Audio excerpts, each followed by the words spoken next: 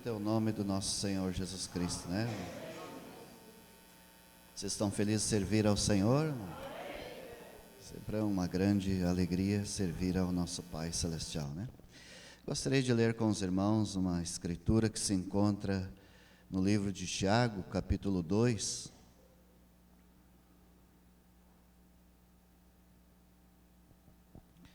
Para a nossa meditação esta manhã, acerca do que diz as promessas de Deus.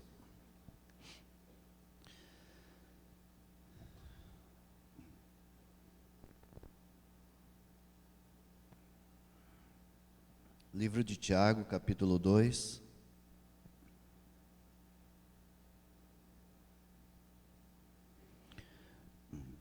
Vamos iniciar do versículo 18 em diante, onde está escrito assim: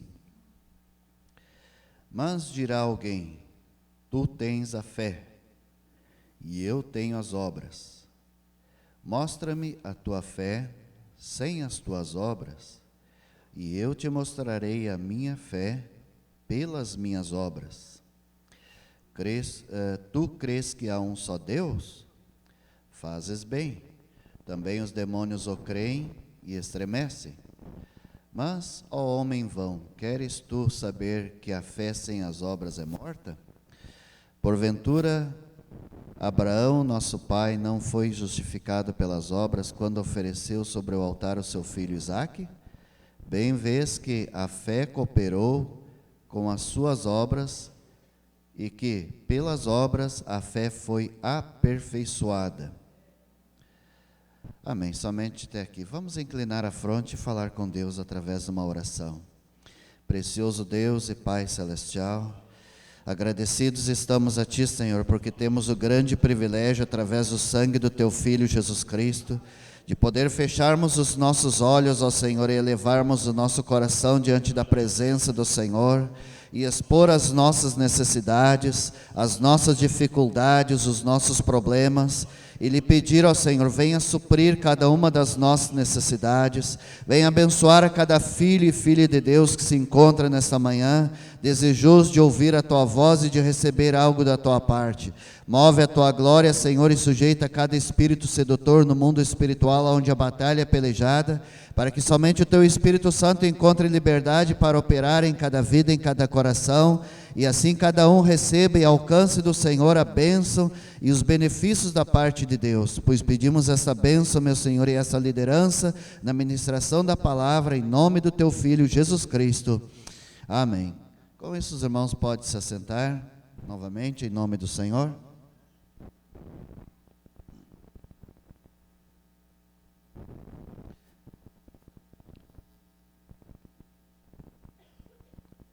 Gostaria apenas de tomar um pequeno e simples assunto que no nosso decorrer da nossa jornada já ouvimos tantas vezes. Gostaria de tomar assim, crendo em Deus, né? Aqui nós observamos pela preciosa palavra que Paulo está fazendo uma comparação de que ambas pessoas tinham fé, é uma comparação. E um tinha fé, porém não manifestava obra nenhuma da fé que ele tinha. E o outro diz, mas eu tenho fé e juntamente com a fé eu tenho as obras. Então Paulo ainda continua descrevendo que Abraão creu em Deus, mas ele creu tendo obras, porque ele manifestou as obras, isto é, ele manifestou a obediência à voz de Deus. Esta é a obra, é obedecer à palavra de Deus, aquilo que Deus diz para fazer. E Deus colocou, ou disse para ele fazer determinada coisa, ele foi sempre em obediência. E chegou num último estágio que ele tinha que se oferecer o seu filho. Então ele foi em obediência, e a Bíblia Sagrada aqui afirma que as obras ajudaram a aperfeiçoar a sua fé. Porque a Sagrada Escritura também nos diz que nós devemos ir de fé em fé, de luz em luz. Então nós temos que estar sempre de um degrau a outro degrau, de passo a passo, de fé em fé, de vitória em vitória. Agora sabemos que fé, irmão, é revelação. E sem fé é impossível agradar a Deus, porque aqueles que se aproximam de Deus, eles têm que crer que Ele é galardoador daqueles que o buscam. Agora, como as pessoas poderão se aproximar de Deus se eles não têm revelação? Porque fé é revelação. E sem revelação eles não têm como se aproximar de Deus. E o nosso Senhor, então, tem nos proporcionado o imenso privilégio de nós obtermos a pura e verdadeira revelação, ou a pedra fundamental para alicerçarmos a nossa vida na rocha, que é a revelação. E a revelação é de quem é Jesus Cristo. Alguns dias atrás, já faz alguns meses, eu poderia expressar assim, alguém colocou na minha linha do tempo na internet sobre um pregador chamado Oral Roberts, e ele expressou-se, apenas uma expressão de 15 minutos, onde ele procura mostrar biblicamente quem é Jesus. E ele vem trazendo de Gênesis a Apocalipse, sempre mostrando quem é Jesus. Mas ele traz quem é Jesus, sempre mostrando o Deus Criador, o Todo-Poderoso. E as escrituras que ele estava mostrando, em alguns pontos do Novo Testamento, ali estava falando do Filho de Deus, porém ele estava dizendo que aquilo ali era o Deus Todo-Poderoso. Então, nós podemos observar que existem muitos pensamentos e muitos homens mestrados nas Escrituras, porque ele estava numa audiência mista, e quando ele terminou o seu discurso, todos levantaram-se e aplaudiram em pé. Isto é bom, mas alguns expressaram-se dizendo: nós nunca ouvimos uma explanação tão tremenda da Bíblia sobre quem é Jesus como nós ouvimos hoje. E eu pensei, mas a explanação está errada, porque uma das escrituras foi Efésios, capítulo 1, verso 3, onde Paulo descreve: bendito Deus e Pai de nosso Senhor Jesus Cristo, o qual nos abençoou com todas as bênçãos espirituais nos lugares celestiais. E aí ele volta lá para o Antigo Testamento e diz: o nosso Deus, ali de Deuteronômio, a escritura, ele diz: viu como Deus é o abençoador? Se você ouvir a voz do Senhor teu Deus, você será abençoado. E aqui o mesmo Jesus, Paulo está falando do mesmo Jesus, mas está falando que nós somos abençoados em Cristo Jesus. E Cristo é o Cordeiro de Deus, e o Cordeiro de Deus é aquele que sacrificou a sua vida para que cada pecador possa ter acesso de chegar na presença de Deus. E isto é a revelação de quem é Jesus. Jesus é o Filho de Deus, é o Cordeiro de Deus, e aquele que se aproxima de Deus, ele tem que ter fé, porque sem fé é impossível. E aquele que se aproxima tem que ter fé que ele é galardoador, tem que ter uma revelação que através de Cristo ele vai receber o galardão, através de Cristo ele vai receber a bênção, através do sacrifício do Cordeiro de Deus, ele é então beneficiado com todas as bênçãos de Deus. Sem o Cordeiro ele não pode chegar na presença de Deus, ele não pode chegar direto, então ele não tem revelação. Agora, quando tem revelação, então ele tem a revelação de quem é Jesus, e Jesus é o Filho de Deus, e Jesus é o Cordeiro de Deus, e nós podemos somente chegar na presença de Deus através do Cordeiro de Deus. Então, vamos falar um pouquinho de fé esta manhã. Crendo em Deus. Os irmãos creem no Filho de Deus? Creem em Deus também? Tem uma escritura do Evangelho de São João, capítulo 1, melhor, Evangelho de São João, capítulo 14, versículos 1 e 2, onde o Senhor Jesus diz assim: crede em Deus e crede também em mim. Na casa de meu Pai há muitas moradas. Vocês creem nisso, irmão? Agora vamos ver o que então o mensageiro desta era nos diz sobre essa escritura do Evangelho de São João, capítulo 14. Na mensagem Adoção, Manifestação dos Filhos de Deus, parágrafo 119, ele diz assim: esta é a razão que King James, quantos já pensaram, muito particular, a interpretação da versão da Bíblia Sagrada King James. A versão da Escritura Sagrada de King James diz: na casa de meu pai há muitas mansões. Uma casa com muitas mansões? Ele pergunta, é um ponto de interrogação. Então ele continua: vem, realmente nos dias em que a Bíblia foi traduzida por King James, uma casa era um domínio. Por isso Jesus disse: há muitas mansões no domínio de meu pai. Não em uma casa, mansões em uma casa. Teria que ser uma casa que eu nem tenho ideia como seria uma casa, com muitas mansões. Mas quando há um domínio, continuando então. Então aqui diz: mas ele foi chamado pai de seu domínio. Eles tinham isto biblicamente. Esta é a maneira que é na Bíblia. Na casa de meu pai há muitas moradas. Então a tradução correta é: no reino de meu pai há muitas mansões, muitos palácios, muitas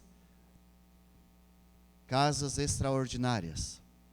E ainda na mensagem O Homem Enviado de Deus, parte 1, onde o irmão Branham, logo no que ele perdeu a sua esposa e a sua filhinha, Sharon, ele ficou um pouco abatido e ficou deprimido, mas Deus é boníssimo para conosco, né? Ele cuida dos seus filhos. Então, certa ocasião, o mensageiro estava muito deprimido, e ele se isolou de todo mundo, e ele foi se deitar. E quando ele deitou-se, então ele entrou num sono profundo, ele diz isto. E nesse sono profundo, então, ele disse que não era um sonho, aquilo era tão real como se fosse uma visão. Então ele estava caminhando em uma estrada, num lugar que ele amava muito, gostava de estar, que era no oeste, e de repente ele encontrou uma linda jovem, e ele cumprimentou esta jovem e disse: boa tarde, senhorita, e continuou. E aquela jovem lhe disse: papai, você não está me reconhecendo? Ele parou e olhou depressa e disse: eu sou seu pai, você deve estar equivocada. Nós temos quase que a mesma idade. Eu tenho 24 ou 25 anos e você tem aproximadamente 18 anos de idade. Como eu posso ser seu pai? Então ela começa a descrever e diz: sim, papai. Quando eu fui colocada o meu corpo debaixo da terra, eu era o seu bebê. Mas aqui, no paraíso, não há bebês. Aqui todos são jovens. E ele disse: mas você, uma jovem tão linda, é minha filha? Aonde está então a sua mãe? E ele disse, e ela então expressou-se: olhe para a sua direita. E quando ele olhou para a direita, ele disse que ele viu muitas mansões. Viu centenas e centenas de mansões. E a sua filha continuou e disse: papai, aquela ali é a sua. Disse: mas não pode ser, eu não tenho nem casa onde morar. Nós sabemos que a casa que o mensageiro morou ultimamente foi doada, foi um presente que os irmãos deram para ele. Ele disse: mas eu não tenho nem casa onde morar. E a filha dele continuou dizendo: vá até lá, a mamãe está lhe esperando. E ele saiu correndo até aquela mansão. E quando ele se encontrou com a sua primeira esposa, diz ele que se regozijou muito. E ele entrou e disse: eu não compreendo, tudo isto é nosso. E ela disse: sim, aqui é o nosso verdadeiro lar. Aqui é o verdadeiro lar de todos os filhos de Deus. Lá na terra nós não tínhamos casa, aqui nós temos mansões. Então ali ele descreve que ele amava muito uma cadeira que ele comprou e não conseguiu pagar, porque deu alguns problemas financeiros na sua família, ele teve que dar atenção à sua família, e eles tiraram aquela cadeira. E a sua esposa lhe disse: senta e fica um pouco aqui. Você não amava essa cadeira, aqui ninguém vai tirá-la de você. Ela é sua. Então é tremendo, irmão, nosso Deus é maravilhoso. E o mensageiro ainda continua em algumas mensagens, além da cortina do tempo. Na mensagem O Rei Rejeitado, no parágrafo 51 em diante, além da cortina do tempo, ele fala alguma coisa ali. Então ele descreve que quando ele foi além da cortina do tempo, então ele começa a relatar o que sucedeu, o que ele viu ali. Isso pregando na mensagem o rei Rejeitado. Os irmãos estavam todos empolgados porque havia uma audiência mista. Havia pentecostais, havia católicos, havia os irmãos que criam na sua mensagem. Mas quando ele terminou o relato, quando ele disse que além da cortina do tempo ele viu ali os que foram salvos pela pregação da sua palavra, mas quando ele viu que estava ali o seu cachorro de estimação, e que chegou-se e se aproximou-se dele o seu cavalo, alguns pentecostais disseram: olha, estava muito boa a sua visão, estava muito boa aquilo que você falou, mas animal ali no paraíso, animal no paraíso não, isso aí eu não consigo crer. Agora Paulo teve a mesma revelação, irmão, ali em 2 Coríntios capítulo 2, onde ele fala sobre, ele diz: eu conheço um homem que, não sei se no corpo ou fora do corpo, esteve ali. Se você ver a Escritura não diz assim: e o Espírito Santo disse para Paulo: Paulo, tu não descreve nada, tu não fala nada, porque as pessoas não vão compreender. Paulo tomou essa decisão e disse: eu não posso falar o que eu vi ali, porque é coisas incompreensíveis à mentalidade humana, e muitos não vão crer, muitos não vão entender. São coisas inefáveis, coisas tremendas, e não há palavras para expressar. Paulo esteve no mesmo lugar que o William Branham esteve. Ele esteve no paraíso. A Bíblia Sagrada afirma que Paulo esteve no paraíso. E o mensageiro da era, William Branham, também esteve no paraíso. Porém, se Paulo dissesse: ali eu vi meu animalzinho de estimação, eles diziam: Paulo está louco. Já tratavam ele como louco, né? Como um herege. Se ele dissesse que tinha animal ali no paraíso, aí terminava a fé até daqueles que se erguiam a ele. Mas Deus é maravilhoso, irmão, que nós temos esta dádiva dada por Deus, ou esta revelação, ou essa sublime graça, que Deus nos dá esse bom entendimento da Sagrada Escritura, de como nós temos a revelação, e essa revelação tão maravilhosa que ali, do outro lado, no reino do Deus vivo, há muitas mansões para cada um dos filhos e das filhas de Deus.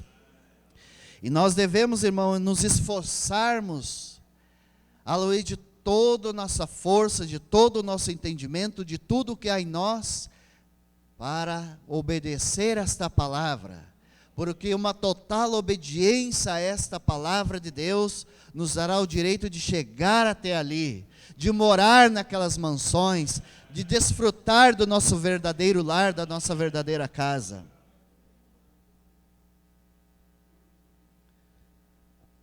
Aleluia, igreja. Então vamos ver um pouquinho mais aqui. Eu gostaria apenas de tomar uma escritura de Tiago ainda, né? Você pode ficar sentado mesmo, é apenas um versículo que eu desejo ver com os irmãos. Tiago capítulo 1 e no versículo 8, diz assim a escritura: o homem de coração dobre é inconstante em todos os seus caminhos. Não diz em alguns, diz em todos os seus caminhos.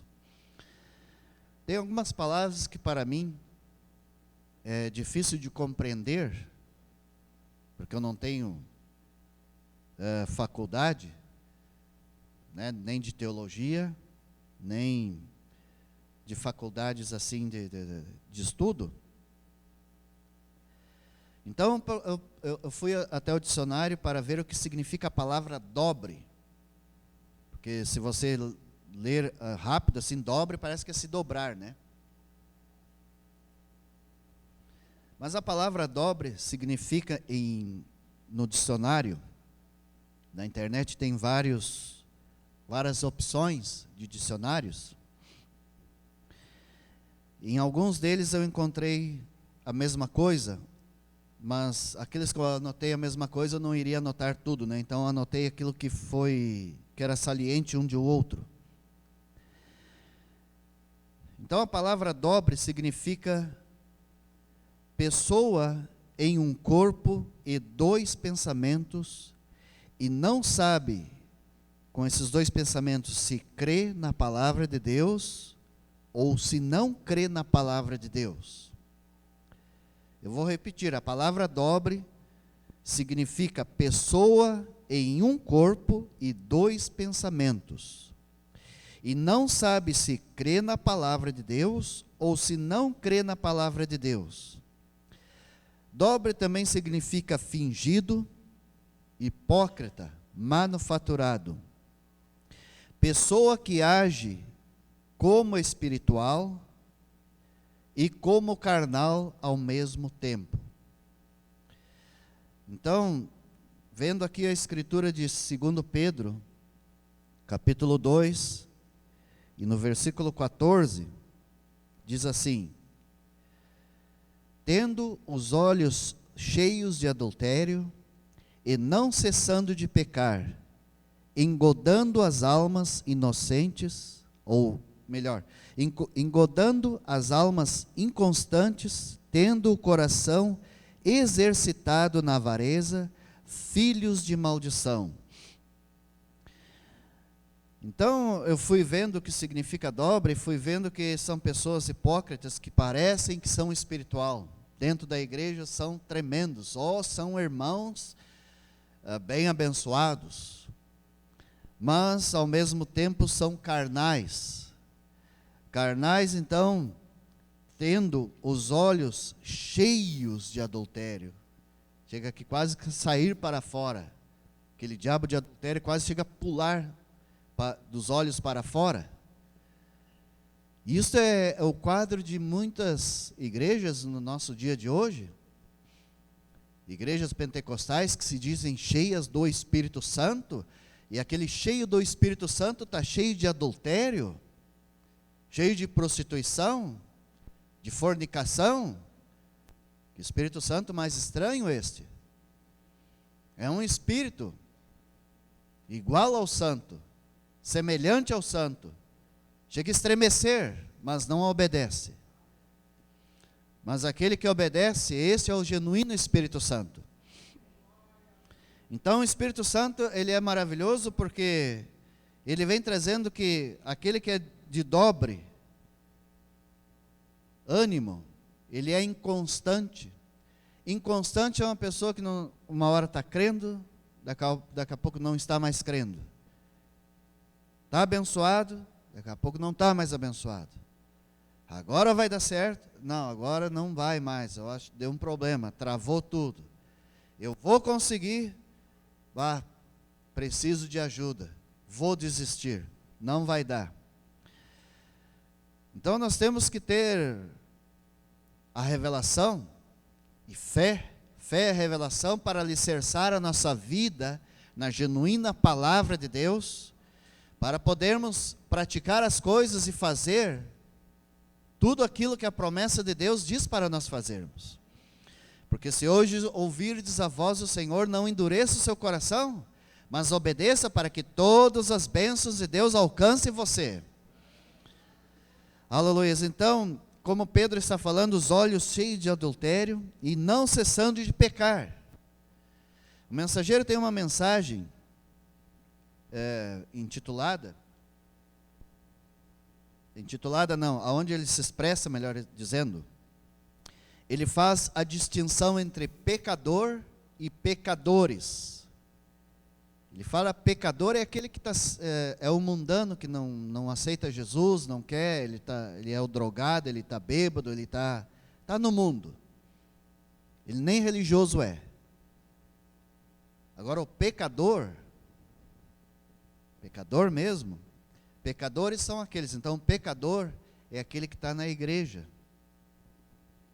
Ele está sempre pecando com incredulidade, mas diz, creio em Deus, mas incrédulo. Eu creio em Deus, num Deus invisível, num Deus que não se enxerga, num Deus que eu nem sei onde é que está, um Deus imaginário, mas eu não creio no que está escrito na Sagrada Escritura. E se não crê no que está escrito na Sagrada Escritura, é incrédulo, então é um pecador. Então nunca cessa de pecar. E aí fica possuído pelo diabo, com os olhos cheios de adultério, cheio de prostituição. Não cessa de pecar, mas está na igreja, porque Paulo não está falando para mundano, ele está falando para aqueles que se dizem crer em Deus. Paulo não chegou para os traficantes, olha, vocês são cheios de adultérios e pecador, não cessam nunca de pecar. Não, ele chegou para os crentes, aqueles que se diziam crer em Deus. Vocês têm os olhos cheios de adultério e não cessam de pecar. Não digo que isso esteja acontecendo com você, mas só para abrir o seu entendimento, irmão. Porque estamos vivendo na hora do arrebatamento e muitos estão iludidos, pensando que crê em Deus, ou num Deus imaginário, num Deus intelectual, mas não crê no que está escrito. Nós temos que crer no que está escrito. Aqui na mensagem, a chave para a porta, no parágrafo 138, eu marquei aqui para nós vermos algo que o mensageiro de Deus nos fala. No parágrafo 138, então, apenas uma parte do parágrafo eu desejo ler, onde o mensageiro diz assim,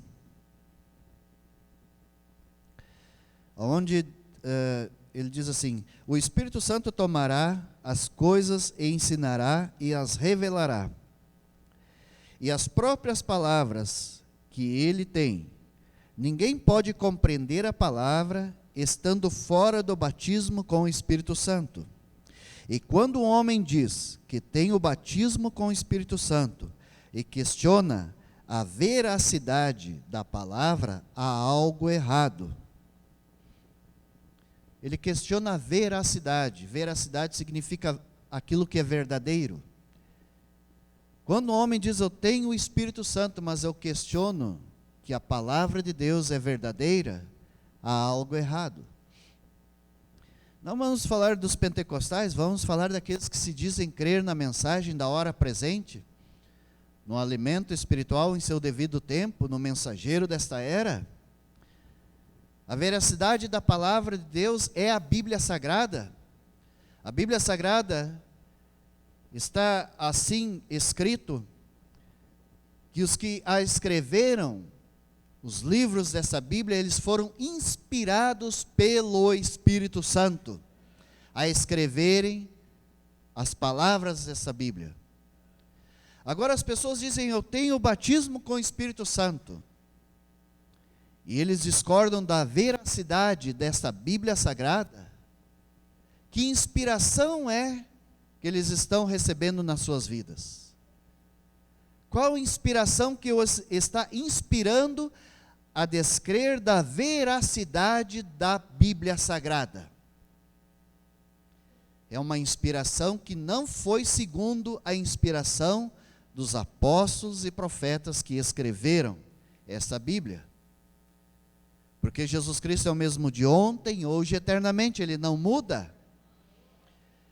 E se o Espírito Santo inspirou a eles a escreverem essa palavra, e agora vem alguém e diz, eu tenho batismo com o Espírito Santo, mas esse Espírito Santo me inspira a descrer, a duvidar da veracidade dessa palavra, há algo errado. Então, é bom examinar que espírito há em nossas vidas, para ver se estamos crendo na veracidade dessa Bíblia, ou se estamos duvidando. Se estamos duvidando, estamos com o mesmo espírito da serpente, que chegou diante de Eva e disse, Eva, não é bem assim. O que Deus falou não é verdadeiro. Agora a gente, olhando assim, nós temos aquela concepção que Eva somente pecou e foram expulsos do paraíso, ou do jardim do Éden, melhor dizendo. Mas Eva, irmão, quando ela aceitou o evangelho que o diabo disse, não é bem assim, ela discordou, ela duvidou da veracidade da palavra. Sabe o que sucedeu com ela? Ela ficou grávida da semente do maligno. Primeiramente da semente do maligno, porque o diabo é um espírito, e o mensageiro descreve que a nossa mente é o ventre do nosso espírito, é o ventre onde são lançados sementes de discrepância, e também é lançada a semente pura, original e verdadeira. Eva tinha a semente pura, original e verdadeira em sua mente.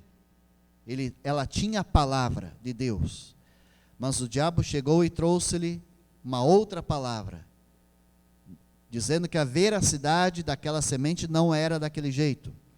E ela então ela engravidou da semente do diabo, primeiramente na sua mente, depois, então ela engravidou daquele animal onde o diabo já estava entronizado, chamado serpente. Então o diabo colocou a sua semente, e Eva estava agora grávida, espiritualmente e fisicamente, porque ela recebeu a semente do maligno, no lado físico e no lado espiritual. Assim se encontra muitos que se dizem crer nessa mensagem do dia de hoje. O diabo, ele é um espírito ainda, ele não se tornou carne. Ele se torna carne quando a pessoa diz, Satanás, entra na minha vida. Irmão, ninguém vai se expressar assim. Começa a descrer da palavra e o diabo vai entrar na sua vida. E quando você crê na palavra, Deus entra na sua vida. E quando você descrê, o maligno entra na sua vida. Então o maligno ainda continua lançando a semente da discrepância na mente, que é o ventre do espírito, na vida das pessoas, para que eles venham descrer da veracidade da palavra. E quando eles descreem da veracidade da palavra, eles então estão fecundados pela semente do diabo, a semente do maligno. Certa ocasião, irmão, eu agradeço a Deus pelo ministério que Deus tem nos dado. Eu creio que esse ministério é genuíno e verdadeiro. Eu fiz uma pergunta então ao ministério, se um anjo podia ser pai. Que eu saiba, só Deus é pai, porque Deus é criador, um anjo não é criador. Lúcifer, ele era um querubim, mas ele não é criador. Como ele poderia ser pai? E a Escritura afirma que o diabo, ele é o pai da mentira, mas como é que ele vai ser pai se um anjo não pode ser pai? Então vem a resposta simples que muitos passam por alto. Pai é o originador. Então o diabo, ele é pai porque ele foi o originador da incredulidade. Ele é o originador da dúvida. Ele é o originador do não é bem assim. Ele é o originador de colocar dúvidas na veracidade da palavra de Deus. Por isso ele é o pai da mentira. Por isso ele tem filhos. Porque ele é o originador. Ele deu a origem e muitos se tornam filhos do originador. Eu sou incrédulo, assim como tu também é incrédulo. Agora Deus é o autor e consumador da nossa fé. Amém, igreja? Se Ele é o autor e consumador da fé, então Ele é o Pai também. Mas Ele é o Pai não da incredulidade, Ele é o Pai da fé, da origem da fé. E fé é revelação.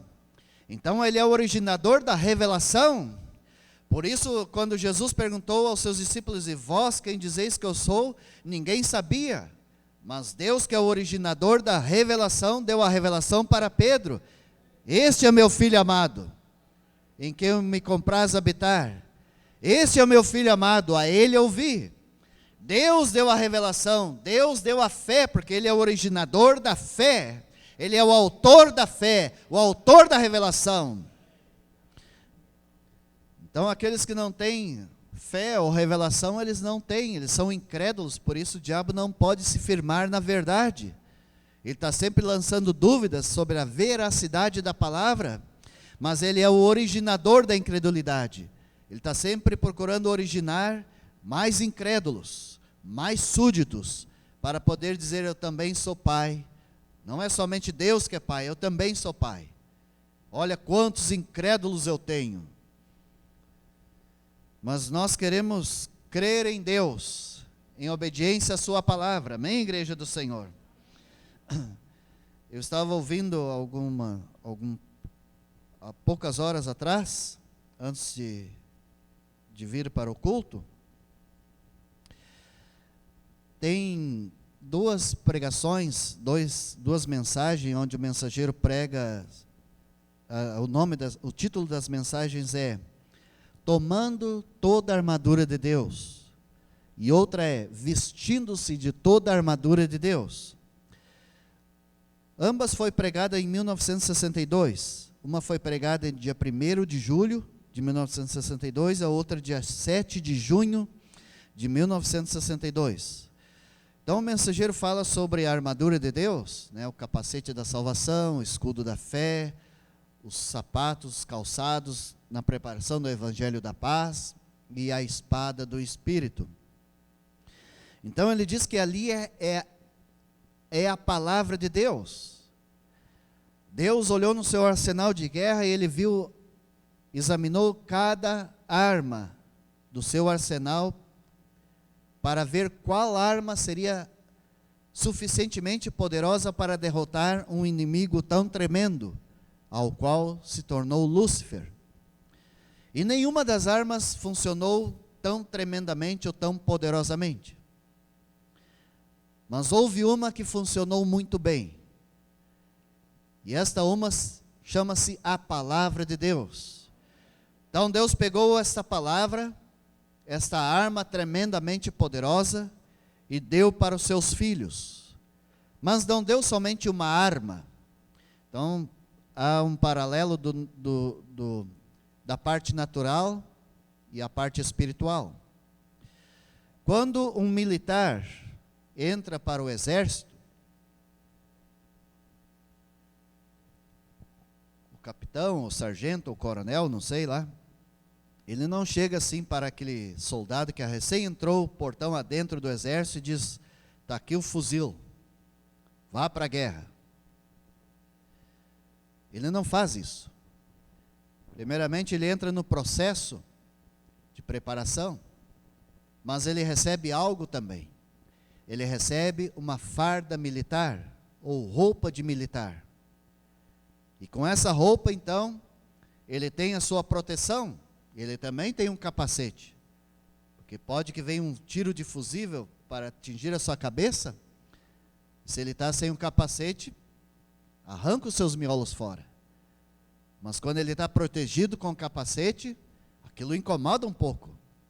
O capacete não se firma muito bem, fica meio frouxo na cabeça, mas a sua cabeça está protegida dele levar um tiro na cabeça.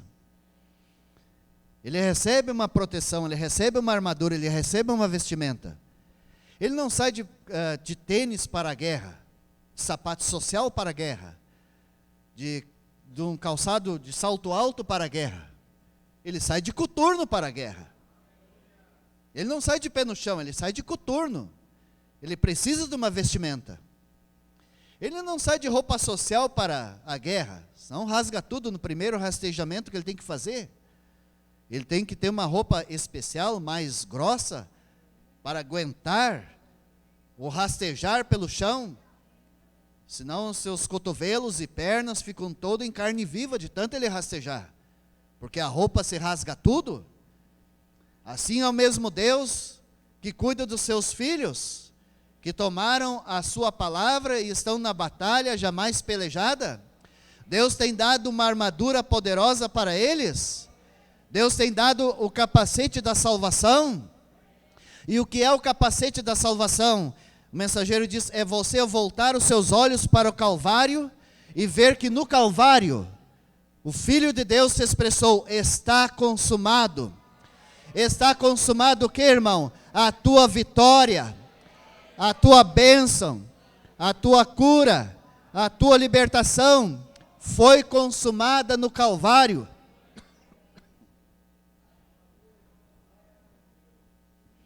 E nós temos que tomar esse capacete da salvação. E vem o maligno e procura dar um tiro, ou um dardo inflamado, dizendo, não é bem assim. Jesus morreu, disse que está consumado, mas tu não pode obter a vitória. Tu não pode obter a bênção. Tu não pode ser curado. Tu não pode ser abençoado. Tu tem que viver debaixo dos meus pés. Mas quando você está com o capacete da salvação, aquele dardo não entra.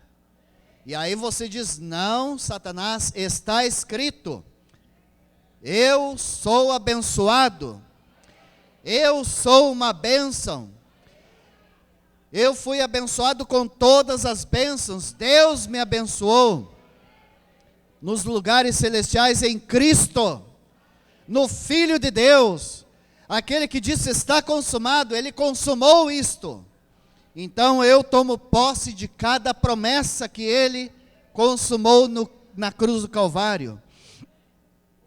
Então você está com a armadura, que também é composta de um escudo da fé.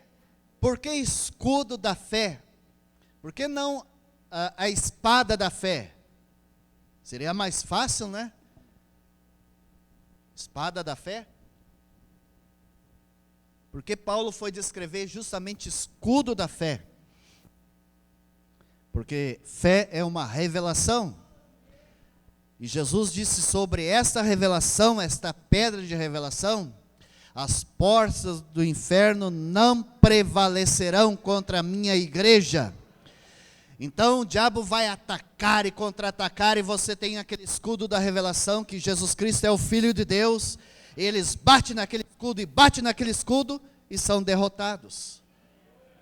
Mas você não é derrotado, porque você está sobre o escudo da revelação.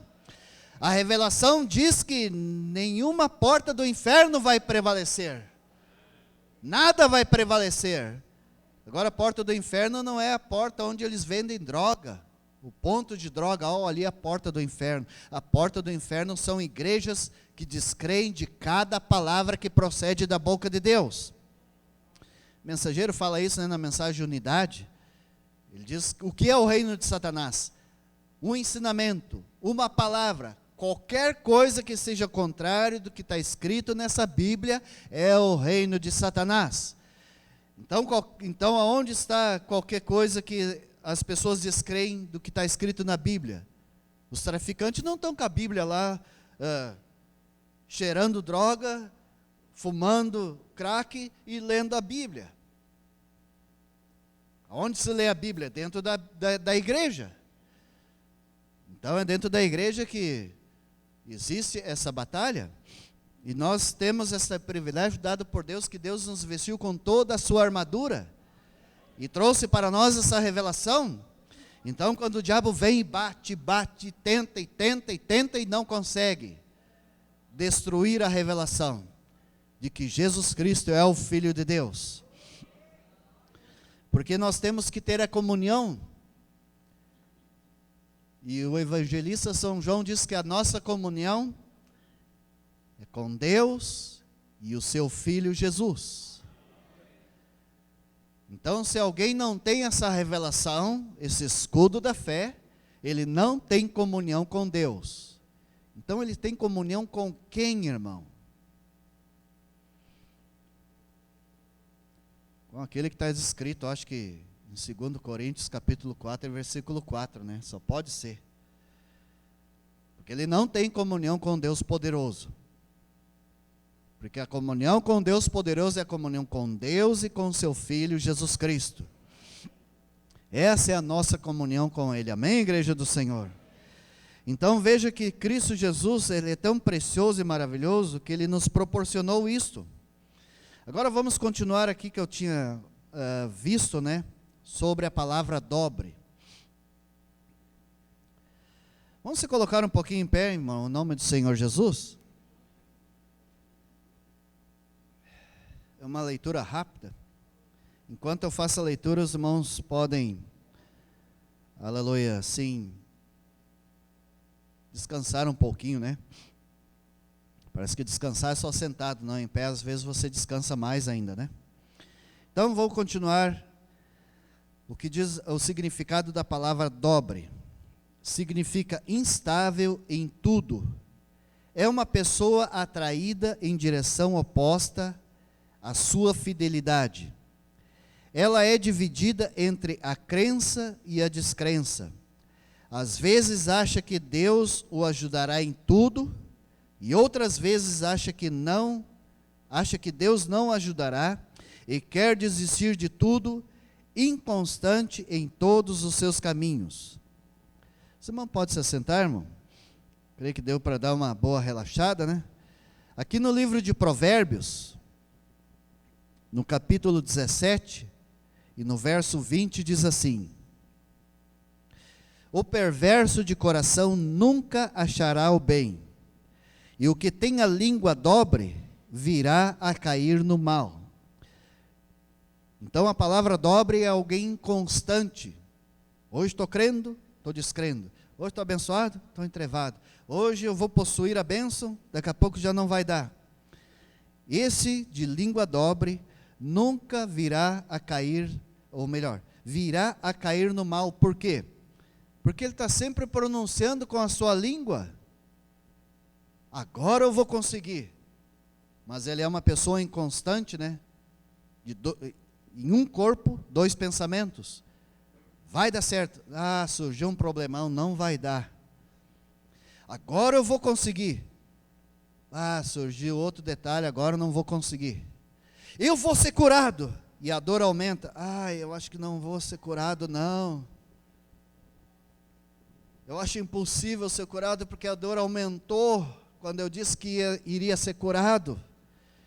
Ó, irmão, quando você professa algo, o diabo não fica de braço cruzado, ele vai aumentar a pressão para você desistir. Uma coisa simples que a igreja deve aprender como soldados de Cristo. O diabo não vai ficar de braço cruzado, ele está pronunciando a palavra, ele vai adquirir a bênção. Mas eu não vou deixar ele adquirir a bênção, eu vou lá dar mais pressão nele e aí ele vai desistir. Então nós não devemos ser pessoas inconstantes, mas ser pessoas firmadas, sabendo aonde estamos, no Deus que estamos crendo, aonde estamos trilhando e aonde iremos chegar. Amém, igreja do Senhor? A igreja está alegre com Jesus, irmão? Você realmente tem que estar alegre com Ele, porque Ele proporcionou tantos benefícios para nós, proporcionou um cordeiro para que eu e você pudéssemos chegar a Ele através desse cordeiro e dizer: Senhor, eis-me aqui, Senhor. Estou diante de Ti como um sacrifício vivo, santo e agradável, eu quero Te agradar, crendo na Tua promessa. Não está sendo fácil, mas eu creio na Tua providência, Senhor. A batalha está dura, mas eu creio que Tu és provedor. Eu creio que Tu és galardoador, Senhor. E eu estou aqui confiando nessa promessa, Senhor. Isso é crer em Deus. Aleluia. Não quando a coisa está fácil. Aí é muito bom as pessoas dizerem, agora eu tenho fé. Mas o detalhe é você dizer, eu creio em Deus, eu creio em cada promessa de Deus, quando a coisa está horrível. Quando há tempestade, quando a coisa está devastadora. Aí você se colocar no meio da tempestade e dizer, eu sou mais que vencedor em Cristo. Eu sou possuidor de toda a bênção de Deus. Eu sou possuidor do Espírito Santo. Aí o maligno chega, mas tu cheio de defeito, tu que é muito inconstante, vem dizer que está cheio do Espírito Santo? Mas com o coração se crê e com a boca se confessa. Que cada irmão possa ainda ouvir um sermão que o irmão Brana pregou intitulado O Super Sentido. E ali eu creio que o Espírito Santo vai lhe ajudar mais ainda. No super sentido tem muitos testemunhos de pessoas que foram curadas, não instantaneamente, mas elas tiveram que confessar, eu estou curado, eu estou curado, eu estou curado. Só para salientar e não me deter muito, testemunho de duas vizinhas. Elas foram até a reunião do culto de cura e libertação do irmão Brana, e elas receberam a oração,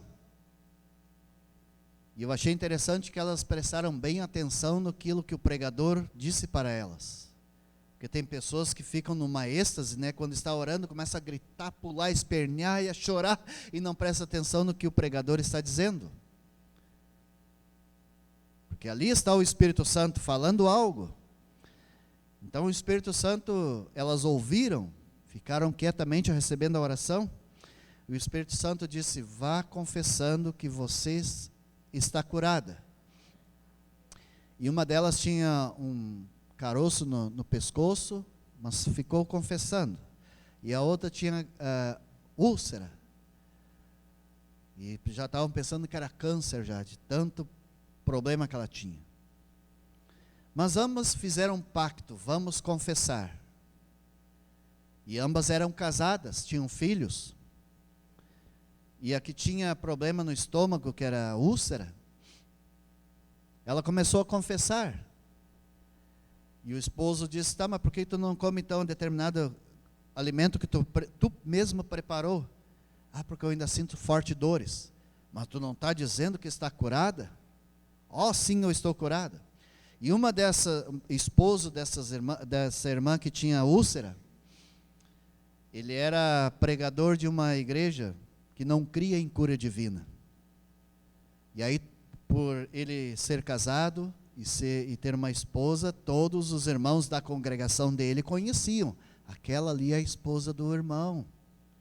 E vocês já ouviram o que ela anda falando?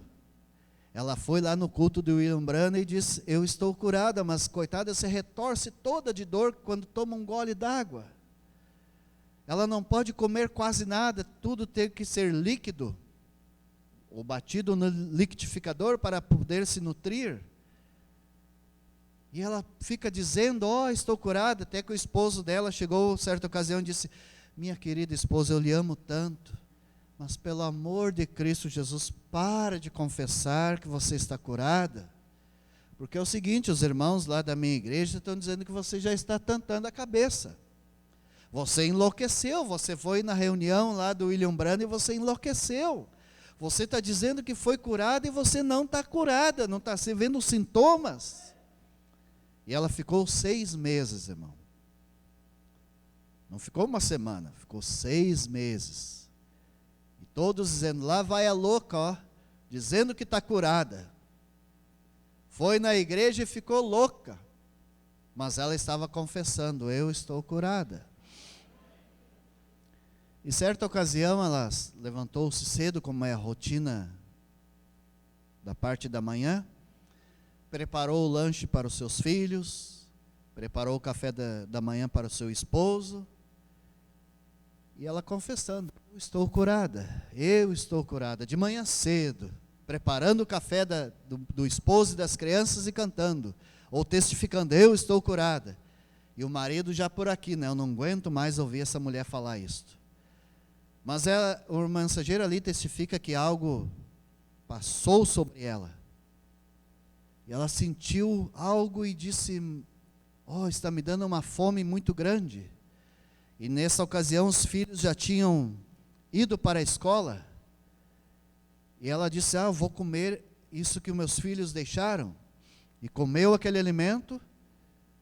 E estava com mais fome ainda. E o esposo olhando para ela. E ela disse: tu vai comer tudo aí que eu preparei para você? Isso aqui eu vou. Bom, então vou preparar algo para mim. E fez ovos em omelete, né? E botou um pouco de pimenta. Diz que pimenta cura a úlcera, né? Os irmãos estão rindo, né? E botou pimenta e fez um banquete maravilhoso. E se serviu e comeu. E o esposo olhando. E ela não se retorceu nem nada. E ela olhou bem para o seu esposo e disse: eu estou curada. E saiu e foi para a casa da vizinha. Na casa da vizinha já estava um tumulto, porque os vizinhos pensaram que ela tinha morrido, porque ela não tinha se levantado ainda. E ela era uma pessoa que madrugava, né, se levantava bem cedo. E todo mundo: o que está acontecendo? Ela não se levantou, no mínimo morreu. Era câncer na garganta, estourou e morreu. Porém, quando a vizinha, que era mais achegada, essa que fez o pacto, que tinha problema de úlcera, bateu na porta e disse: vizinha. Ela abriu a porta e não tinha mais caroço nenhum no seu pescoço, e disse: eu estou curado. E ali todos então puderam testificar que elas estavam curadas. Em outras palavras, elas tiveram que engolir as palavras dizendo que as loucas agora estavam curadas. Não eram loucas, elas estavam testificando da sua fé. Cristo já proporcionou isso na cruz do Calvário para cada um de nós, irmão. E o que nós temos que fazer? Testificar. Somos abençoados. A vitória é minha, a bênção é minha, a cura é minha, a libertação é minha. O Espírito Santo é meu. E algo mais precioso: uma daquelas mansões ali do outro lado é minha. Amém, igreja do Senhor? Talvez aqui você não tenha nenhuma casa onde morar, mas ali do outro lado tem uma mansão preparada. Jesus disse: eu vou preparar aquele lugar. Oh, uma coisa preparada pelo Filho de Deus. Eu nem faço ideia como deve ser, mas deve ser maravilhosíssimo, né, igreja? Vamos se colocar em pé em nome de Jesus. Desejo passar ao nosso pastor, em nome do Filho de Deus, em nome de Jesus Cristo. Aleluias. Tudo que você confessa e segura aquilo, assim vai ser.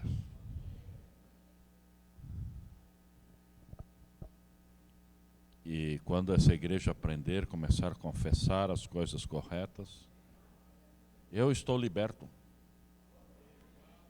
Tem muita gente que precisa confessar que está liberto, porque não estão libertos. Eu estou liberto. Estou liberto. Estou curado. E se passar 6 meses, ainda não aconteceu nada, estou curado e estou liberto. Estou liberto da pobreza também. Vou confessar: eu sou rico. Tu não vê que ninguém confessa que é rico. Vira e mexe: eu sou pobre, ganho pouco. Todas está confessando? Vamos confessar: eu sou rico, Deus me abençoou. Tenho bastante dinheiro no banco e Deus me abençoou financeiramente também. Eu tenho mansão no céu e aqui também. Quero ver quem vai segurar essa confissão. Tem que ter fé. Senão tu vai, na primeira semana não deu certo. Você foi a fé. Esse é o problema hoje. Pensamos que temos fé, não confessamos. Porque se você confessar, você tem fé. E vai segurando, e vai segurando. E sou vitorioso. E tudo está caindo. Sou vitorioso. Tu está louco? Sou vitorioso. Sou tremendamente abençoado. E o temporal desmanchando a tua casa, sou tremendamente abençoado.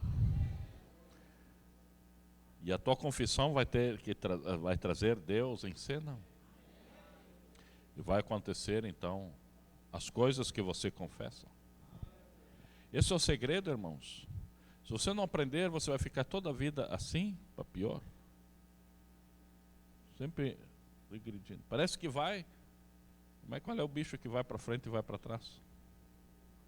Como? Caranguejo? Dá 2 para frente e 3 para trás.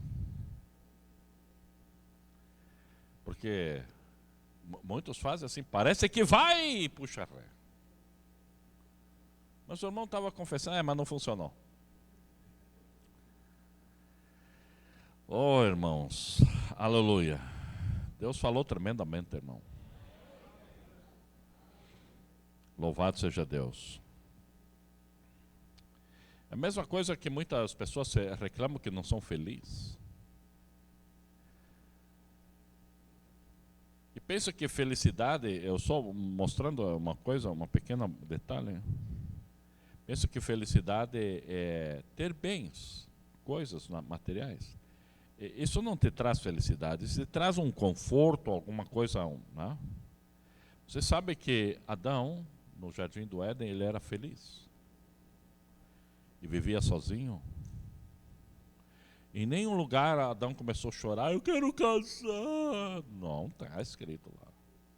Oh, eu estou sozinho, não tem uma mulher aqui. Nunca ele falou isso. Sabe por quê? Porque ele era feliz. Ele estava no paraíso. Ninguém é infeliz no paraíso. Aleluia. Foi Deus que meteu o problema para ele. Eu vou arrumar uma mulher para ti. Para. Ele não pediu. Ele estava feliz. Ele não precisava de uma mulher para ser feliz. Aleluia. Aleluia. E nem ele ia ficar mais feliz ainda porque Deus deu uma mulher. Porque ele estava no paraíso, já estava no máximo da felicidade. Né? Então veja que a felicidade não é ter uma esposa, não é ter um esposo, não é ter isso ou ter aquilo. Não. Felicidade, sabe o que era? Adão tinha companheirismo e comunhão com Deus. Isso sim dá felicidade, irmão. Aleluia. Né? Isso é felicidade, isso é alegria, isso é gozo, isso é paz, isso é felicidade. Independe de mulher, de filho, não. Aleluia. Isso é um complemento, mas felicidade mesmo é você estar em comunhão com Deus. Aleluia, louvado seja Deus. Então esteja em comunhão com Deus e você vai ser feliz, irmão. Eu só sou feliz se ela... Se ela? O ele? Para de bobagem, irmão, você nunca vai ser feliz. Feliz é ter comunhão com Deus.